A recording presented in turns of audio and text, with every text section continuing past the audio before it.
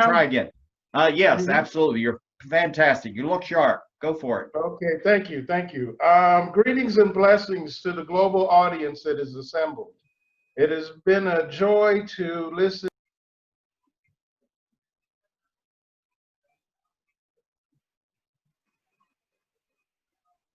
What's going on? I would like to thank the Watch Democracy team for the hard work in putting together this conference. Special thanks to Mary O'Hara, my sister from another father, for her hard work and dedication for democracy, for Africa, and for the global community. Also, special thanks to my dear friend, Dr. Sam Hancock, who has moderated these panels exquisitely. And on short notice, Sam has answered the call.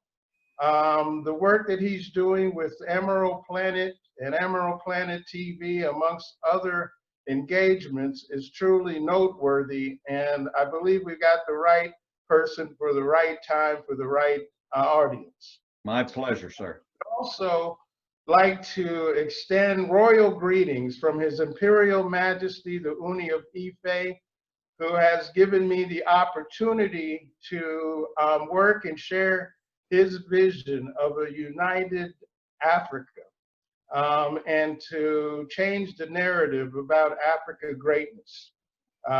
Through that effort, I am the National Executive Director for the Uni of Ife Global Outreach, and certainly have enjoyed the challenge of connecting the diaspora here with the African brothers and sisters at the will of our ancestors, who are looking down upon us to build the bridges, right, that were separated some 400 plus years ago. With that effort, a special thank you to my brother from the same mother, same father, Dr. Ayobami Oyedare, who's the Chief Executive Officer of Uni of Ife Global Outreach. His passionate and pertinent opening speech for this was really exciting, and it was inspiring. So, Doc, always appreciate your words of wisdom. I would also like to give a thanks to the advisory board members of the Global Outreach and the distinguished panelists and speakers that have so eloquently laid out the issues facing us during the pandemic, the global pandemic. And last but not least, I would like to welcome and thank all of the guests for their pertinent attention and the questions and their statements regarding what is needed to move the global society together. I've thought long and hard about what I would say to close out the session for today. And I think I have landed on first and foremost, if you would allow me to take a walk, a look back at my own personal journey. I am born in the Niger Delta region of Nigeria. What is now Akwa Ibom State was Cross River State. I left Nigeria at an early age, at the age of 5, and what afforded me the opportunity to leave Nigeria and come to America is education. My father was an educator, one of the early exports to America based on a desire to advance his education in the United States of America. We landed, myself and 2 older brothers, we landed in Tougaloo, Mississippi, right? So the cultural effect of coming from southern Nigeria to southern US cannot be understated. In the year 1968, with all of the political unrest, with all of the segregation issues, right, that were facing America.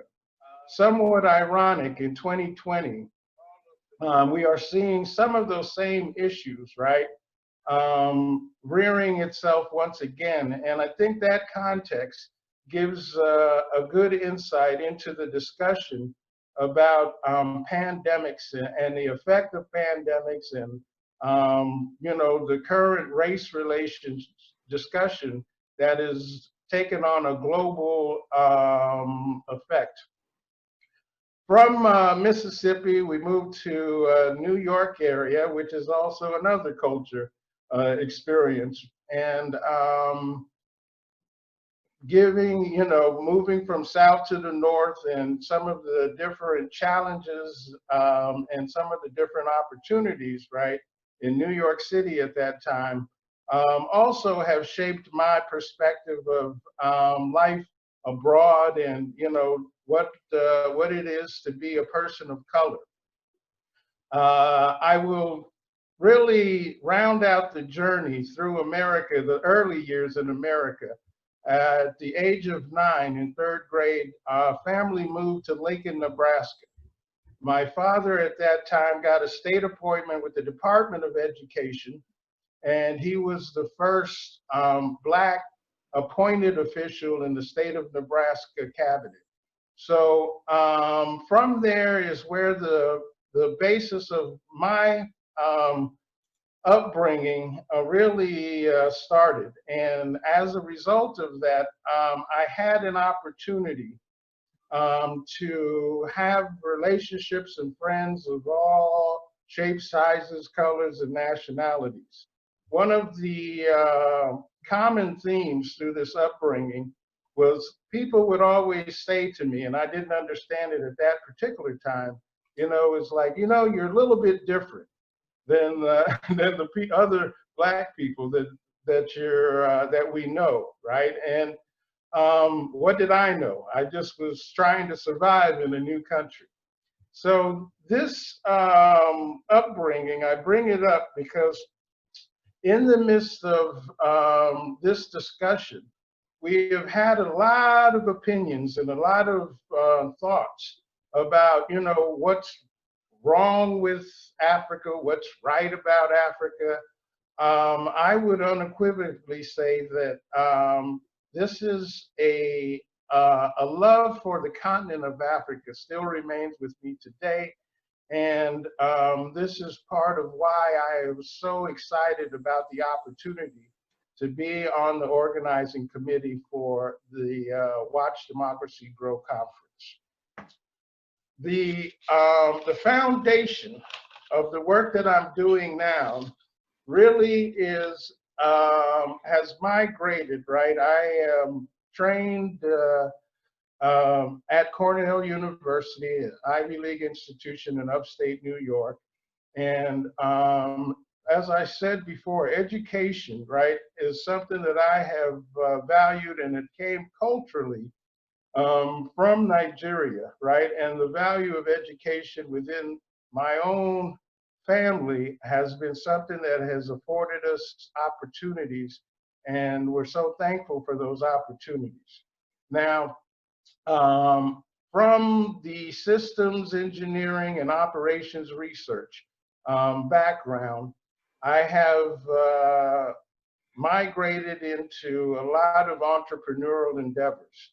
And since 2001, when I worked at Cisco Systems, I have basically been involved in starting businesses and nonprofits that have done work here in the States, as well as had the opportunity to travel back to Nigeria, to Kenya, to Ghana, to Malawi.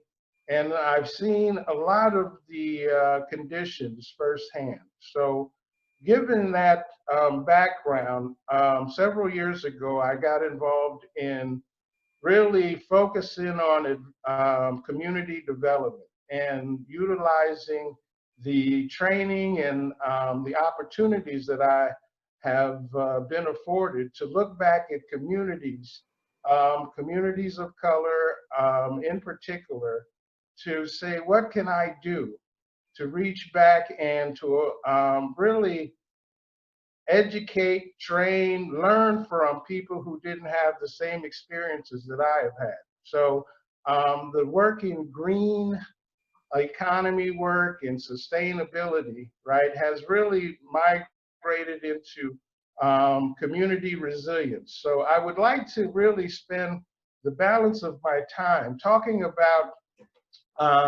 advancing community resilience in the context of Africa and in the context of the COVID disaster. From COVID to recovery, right? One thing remains the same. Education is fundamental key in reducing the impacts of this disaster and other disasters on youth, on communities, on people, and on nations. The concept of advancing African community resilience is the highlight of what I wanted to talk about today. And it's very necessary for the response that communities have to natural disasters such as COVID-19, hurricanes, fires, and other things that are unplanned, man-made disasters, some of which have been talked about today. I like to consider corruption as a man-made disaster. I'd like to take a look at some of the issues of human rights violations, civil rights violations as man-made disasters. And then just the general economic stresses that affect the community and really present a set of issues that are at the core of the disparities that we see on a global perspective, and in particular across the African continent. The goal of a Africa Community Resilience Initiative is to reduce the pressures of migration, be it rural to urban areas, be it migration from even the urban areas to places like Europe and America, and what really motivates people to travel many countries to try and swim across bodies of water to get to a better life. Marginalization. How does a community get to the point where they feel marginalized, that no one cares for them, no one wants to hear their ideas, nobody cares for the development of their youth, for their resources, or the exploitation of their resources? And then the last one that really is radicalization. What drives, in particular, our youth and our communities to conflict? And the conflict could be local conflict. It could be, within families. It could be within neighboring communities. But when nations come to conflict, what is it that really radicalizes the population? The approach is a 5-point approach that we're going to really look at, and underneath the context of a political, a social, and an economic framework that looks at some of the issues that have been eloquently talked about today on this particular on the panels today and yesterday, and I trust that tomorrow's panels will have a lot of these issues. Creating a community, as we used to say at Cisco, right, where people could live, play, work, and learn without having to travel without having to take a car to be displaced, or without having to take a plane to leave your own community. The 5 components are knowledge sharing, a look at transnational and international collaboration on research and development and innovation. The second tenet of it is a community focus, right? How do you demonstrate utilizing the natural resources, the mineral resources, and the human resources, local solutions to local problems? And then innovative economics, right? How do we look at collaboration? How do we look at new business models, peer sharing that can create new opportunities for jobs, new opportunities for entrepreneurs, right? The fourth thing is looking at integrated platforms. The platforms of energy, including renewable energy, energy storage, platform of water, clean water, including sanitation and hygiene, platform of agriculture, including food security, platform of shelter, including lighting, heating and cooling, platform of health and nutrition, and a platform of information and communications technologies is really the technology platforms that we would build integrated solutions to advance the concept of a community.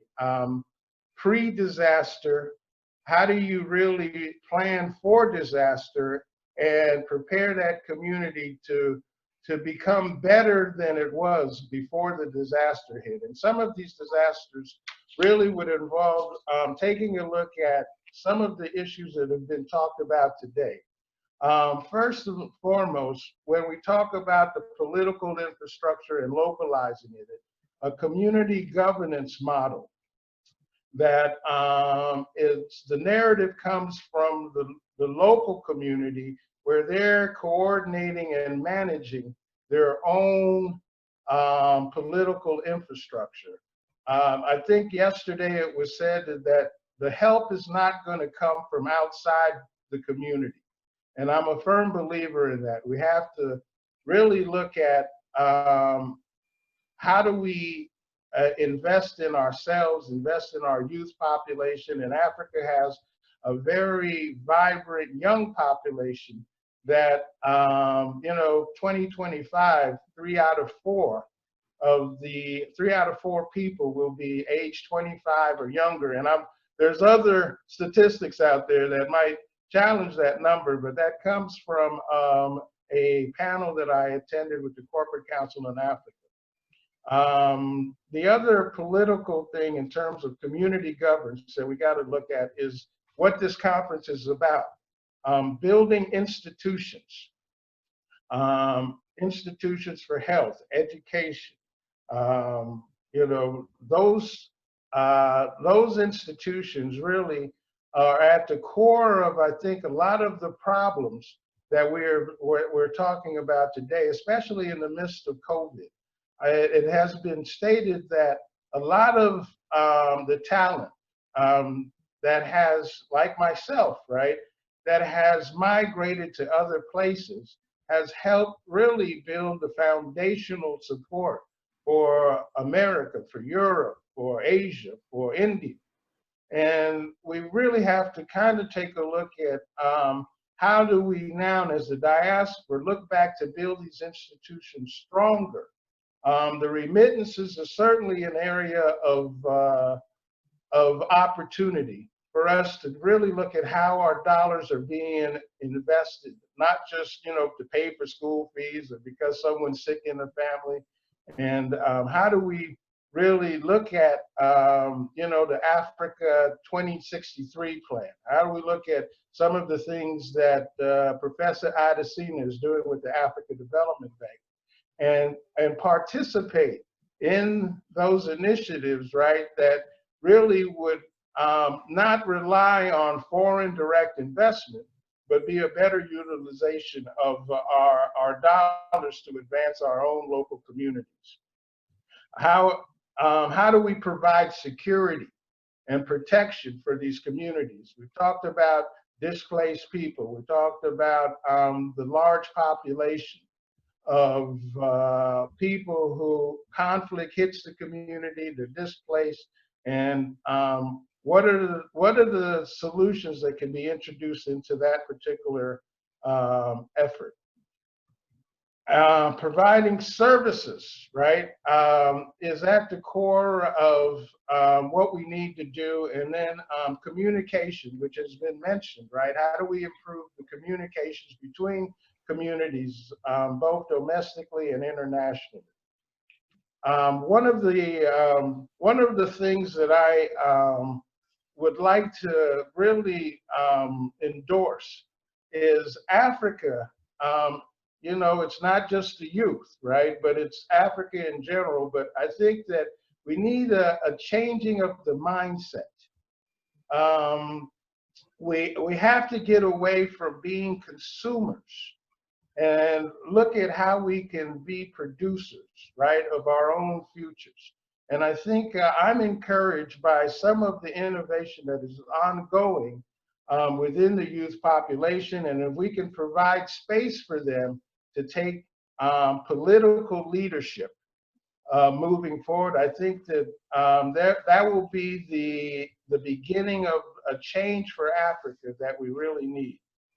Socially, community resilience endorses community values, risk management, and we talked about education. We have a young population, but it is one of the issues that we also have a population that 50% of our youth do not make it through, you know, high school. How do we, in a global society that has so many tools and is so interconnected, how do we make some of those resources available to our youth? Something like, you know, MIT has free courses online. There's a lot of cell phone penetration across the African continent. So there are things that we can do to really look at better education our youth, and investing in the institutions, right? Not just so that they can get degrees, but that it can get marketable skills. Digital skills are scalable, and we need to also look at that aspect of it. Economically, sustainable development. And sustainability as defined by economic viability, operational efficiency, environmentally friendly and socially responsible solutions that can be implemented. We need to take a look at collaborative economic approaches. One of the examples that I always talk about is, you know, what's the largest taxi cab company in the world, right?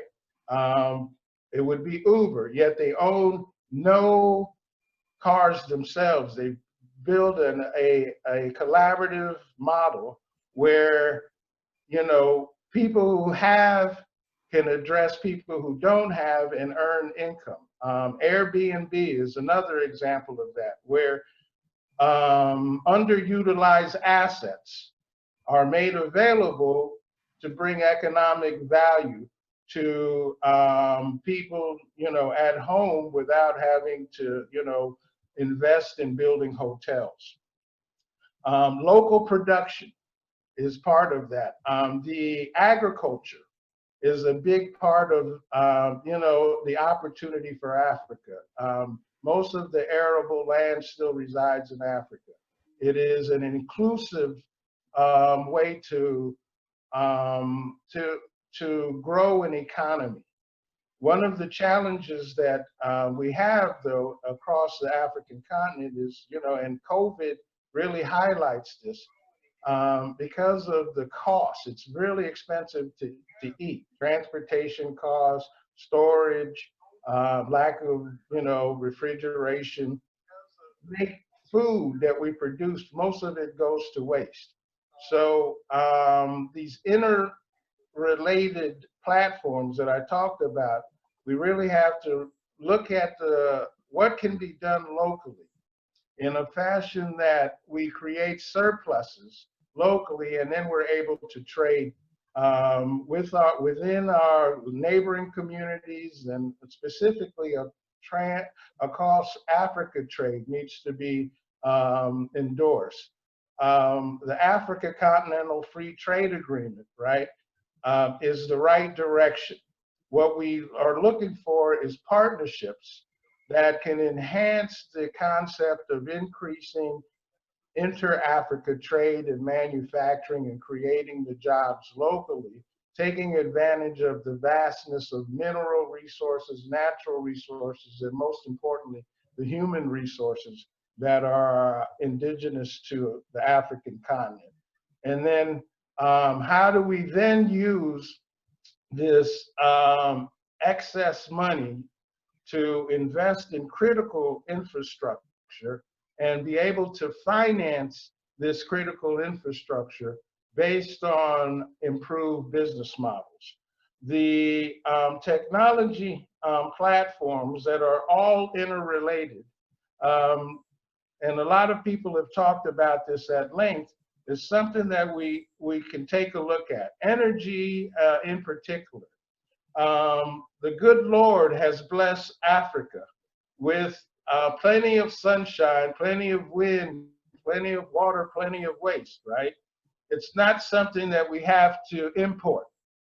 How do we then utilize that to create solar? How do we, wind, right? How do we really use those resources that the good Lord has given us for the betterment of the local communities, and then as the ability to export, right, these solutions to the rest of the world? Water is another thing, one of these things, right? Best practices that have been talked about as it relates to COVID-19, right? You have to wash your hands. That's one of them. Well, it's been stated, right? If you don't have clean water, sanitation, and hygiene, then what use is it to wash your hands? So really looking at innovative ways, right, to clean up our water, to improve sanitation are some of the things that we need to look at.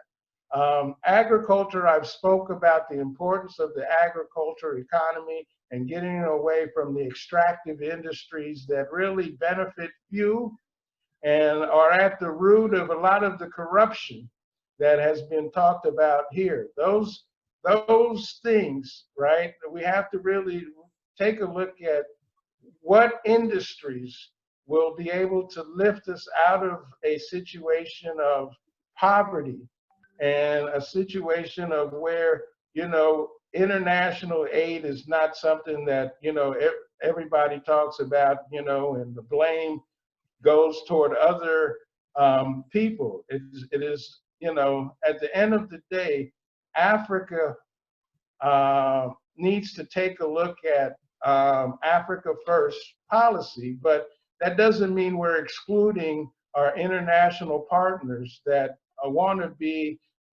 collaborate in the solutions that are needed to advance the continent. So one of the areas and interrelated to the agriculture is health and nutrition. You are what you eat is what my parents used to tell me. And if we can really make investments in organic foods, right, and not the starchy, carbohydrate-rich foods, as part of our practice, our best practices, then we will be able to reduce the health disparities. So an effort needs to be looked at where we're utilizing agriculture to improve health outcomes on the planet. And again, the pandemic really highlights the issues that have been there for decades, if not hundreds of years, right? And what we really need to do is to see how we can integrate these platforms in a way that advances and decreases the discrepancies. And then ICT is where I'll kind of make my last comments, right? The digital economy is, as I mentioned earlier, is scalable. What has happened with cell phones across the African continent is, I think it's a good indicator of what is possible if we utilize technology and information in a positive manner. Now, data analysis, data sciences, automation, robotics, drones, these next level technologies have that, you know, it can displace people, or we can really invest in the education and the skills, the digital skills training that will allow Africa to participate at a greater rate. The young people get it. You know, there's so much innovation that is being utilized through apps, social apps like Facebook, like Twitter, Instagram, WhatsApp, that are really allowing us to connect at a different level than we've ever been able to connect before. So I am bullish on Africa's future post-COVID-19, but I'm also concerned that this is, you know, the pandemics, the natural disasters, the man-made disasters, the economic stresses. This is not the last one that we're going to have to deal with. But, you know, I'll end on this note. One of the things that has really affected us in the brain drain of Africa that has been ongoing for a long time is the best practice related to COVID-19 is stay at home. You know, so those of us who have been in the diaspora and have been afforded opportunities to see how things work, right? Not everything is perfect. We really need to take a look at the quest for foreign education as opposed to investing in education institutions back home. The medical tourism, the billions and billions of dollars that are spent annually only for us to come to these foreign countries and then a lot of times be treated by African specialists, right? You know, 70% of the medical doctors in the United States, right, of the Black doctors, right, of Nigerian descent. I believe the number is 40% across Europe. So we really have to, you know, take a look at the mentality that, you know, that we have really operated from moving forward. And if we can really take a look at some of the success stories, right? Culturally, we have a lot of musicians, a lot of entertainers, a lot of athletes, right? And the kids, youth really want to grow up and be in these professions, but there's not a whole lot of space for them, right? Within that, not everybody can be on stage, not everybody can be on the ball field, right? However, those that have made it could really take a look at investing back in the infrastructure, right, for the youth development. And in terms of the education aspect of it, we need accountability partners. We need mentors. We need role models.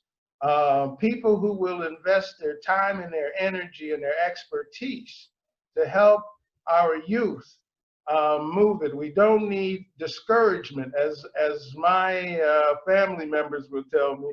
Please, Uncle, don't discourage us, right? We see a brighter future. We just need to hear from people like you. So I am, as I said, very grateful to be able to provide the closing remarks for the set of panelists today. I'm excited about what tomorrow's going to bring, and I would like to thank everyone for their participation in this event. Nate, thank you very much.